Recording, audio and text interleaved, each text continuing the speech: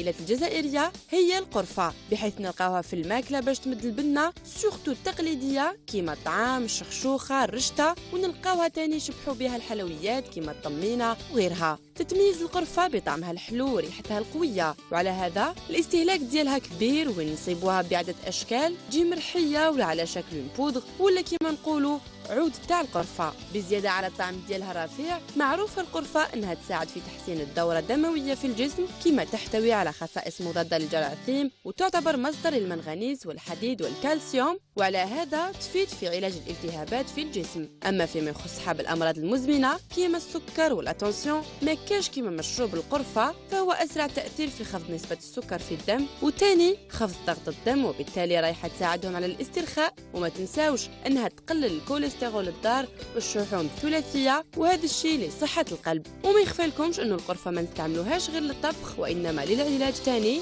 وين تساعد بزاف الأشخاص اللي يعانيوا من تساقط الشعر بعجينة من القرفة والعسل أو زيت الزيتون قبل الدوش ب4 ساعات. راح تساعد هذه الأخيرة الشعر على النمو السريع، وتاني باش ما يطيحش بزاف. وبالنسبة للناس اللي يحبوا يحافظوا على رشاقة الجسم، عليهم غير يزيدوا كل صباح شوية قرفة في الحليب ولا الشاي، سينو رشة قرفة في الفاكهة مور أي وجبة خاصة مع التفاح.